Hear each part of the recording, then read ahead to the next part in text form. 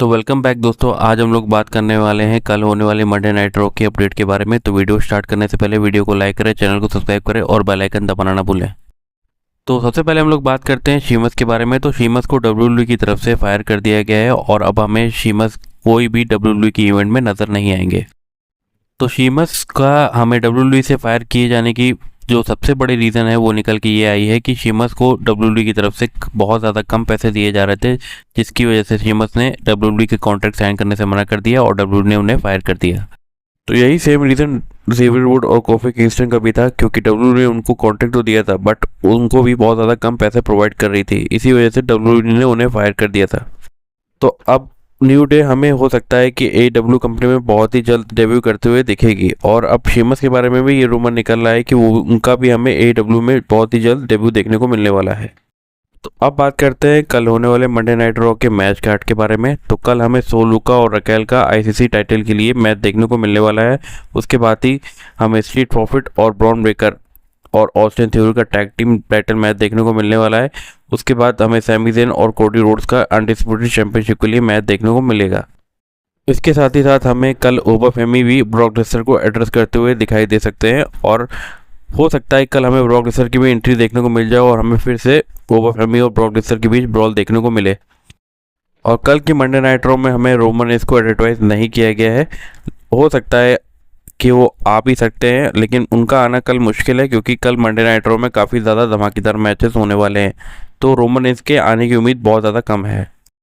अब बात करते हैं ओबाफेमी के बारे में। तो ओबाफेमी के बारे में एक खबर निकल के आ रही है कि ओबाफेमी का मैच हमें रोमन रेंज के साथ रेसलमेनिया में देखने को मिल सकता है, इसीलिए उनको किंग बना दिया गया है और आने वाले टाइम में वो ब्रॉक लेसनर से अपनी राइवलरी पूरी करके फिर रोमन रेंज की ओर बढ़ेंगे।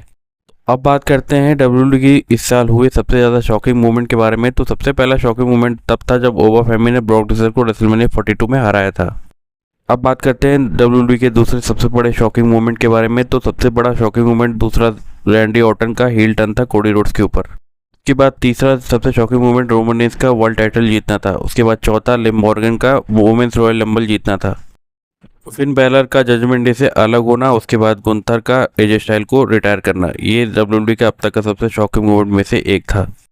अब बात करते हैं इस साल हुए 5-6 महीने में जो डब्ल्यूडब्ल्यूई ने जितने भी सुपरस्टार रिटायर हुए हैं या उनको फायर किया गया उनकी लिस्ट निकल के आएगी। तो जॉन सीना और एजे स्टाइल रिटायर हो चुके हैं और कोफी किंगस्टन और जेवियर वुड को फायर कर दिया गया है और आज ही के दिन शीमस को भी फायर कर दिया गया है। अब बात करते हैं स्पेशल फैक्ट के बारे में। तो शीमस ने जब डब्ल्यूडब्ल्यूई में अपना लास्ट मैच लड़ा था तो उनके साथ टैग टीम में थे रे मिस्टीरियो और जॉन सीना। जॉन सीना तो अब रिटायर हो गए हैं और शीमस अब डब्ल्यूडब्ल्यूई से फायर कर दिए गए हैं।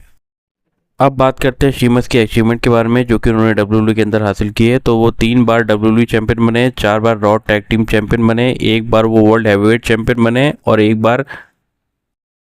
बार स्मैकडाउन टैग टीम चैंपियन बने, 3 बार यूनाइटेड स्टेट्स चैंपियन बने। उसके बाद 2016 में मनी इन द बैंक भी जीता है उन्होंने, 2010 में king of the ring champion रहे और 2012 में रॉयल रंबल जीती उन्होंने। तो शीमस की केवल एक ही अचीवमेंट रह गई कि वो कभी भी ICC टाइटल नहीं जीत पाए अपने करियर में, वरना वो ग्रैंड स्लैम चैंपियन में भी गिने जाते हैं।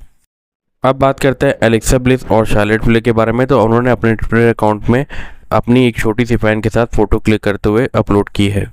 अब बात करते हैं मिस के बारे में। तो मिस के बारे में जब पूछा गया कि डब्ल्यूडब्ल्यूई के अंदर कौन 2 रेसलर हैं ऐसे हैं जो सबसे ज़्यादा स्ट्रॉन्ग है, तो उन्होंने पहला नाम ब्रॉक लेसनर का लिया, फिर दूसरा नाम ओबाफेमी का लिया और उन्होंने ये भी बताया कि ये दोनों रेसलर काफ़ी ज़्यादा टफ है रिंग के अंदर।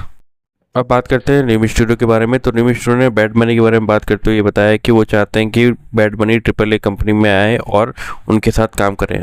प्रेजेंट टाइम में AAA कंपनी के जो रॉ मैनेजर हैं वो रे मिस्टीरियो हैं, जैसे कि Adam Pearce Monday night raw के हैं वैसे ही AAA कंपनी के रे मिस्टीरियो हैं। अब बात करते हैं एडम कोल के बारे में। तो आज उनका हैप्पी वाला बर्थडे है और वो आज 37 साल के पूरे हो चुके हैं।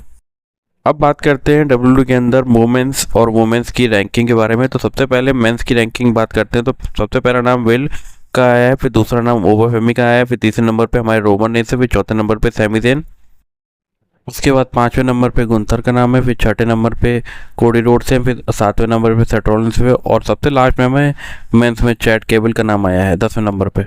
अब बात करते हैं वुमेन्स की रैंकिंग के बारे में। तो सबसे पहला नाम लिव मॉर्गन का है, दूसरे नंबर पे इयो स्काई, फिर तीसरे नंबर पे मरीज का है, चौथे नंबर पे रिया रिप्ली, 5वें नंबर पे टेक्ला का है, फिर 7वें पे जेड कारगिल का है, फिर सबसे लास्ट स्टुअर्ट किंग का नाम है वुमेन्स में।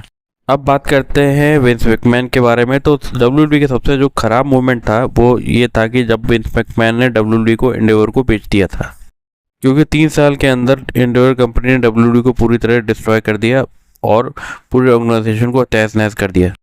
अब बात करते हैं एजे स्टाइल के बारे में। तो एजे स्टाइल ने सैमी ज़ैन की काफ़ी ज़्यादा तारीफ की है और उन्होंने ये भी बोला है कि सैमी ज़ैन एक कैपेबल रेसलर है और वो लॉन्ग टर्म टाइटल रन भी दे सकते हैं डब्ल्यूडब्ल्यूई के अंदर। बट उन्होंने लास्ट में ये भी कहा कि प्रेजेंट टाइम की सिचुएशन के हिसाब से और जो स्टोरी लाइन चल रही तो सैमी ज़ैन को अपना टाइटल हार जाना चाहिए। अब देखने वाली बात यह है कि डब्ल्यूडब्ल्यूई इस स्टोरी लाइन को किस हिसाब से लेके जाती है।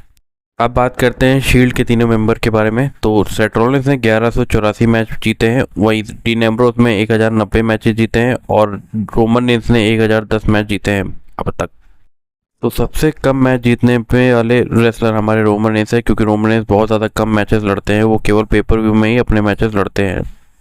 अब बात करते हैं कोडी रोड्स के बारे में। तो कल जो कोडी रोड्स का और सैमी ज़ैन का मैच होने वाला है अनडिस्प्यूटेड चैंपियनशिप के लिए, तो उसमें 70% चांस है कि उस मैच को हमारे कोडी रोड्स जीतेंगे, क्योंकि डब्ल्यूडब्ल्यूई ने पहले से ही प्लान बना रखा है कोडी रोड्स और सीएम पंक की राइवलरी कराने का समर स्लैम में, और 30% चांस हो सकता है कि सैमी ज़ैन अपना टाइटल रिटेन भी कर सकते हैं। तो अब बात करते हैं निकी बेला के बारे में। तो निकी बेला ने अपनी प्रैक्टिस शुरू कर दी है रिंग रिटर्न करने की।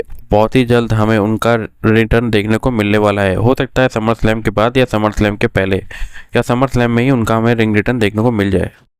तो लास्टली हम लोग बात करते हैं शीमस के बारे में। तो शीमस ने लगभग 19 साल तक डब्ल्यूडब्ल्यूई के अंदर काम किया है और उन्होंने 2000 मैचेस डब्ल्यूडब्ल्यूई के अंदर लड़े हैं। तो दोस्तों आज की वीडियो यहीं तक थी। तो वीडियो को लाइक करें, चैनल को सब्सक्राइब करें और बेल आइकन दबाना ना भूलें। Thank you.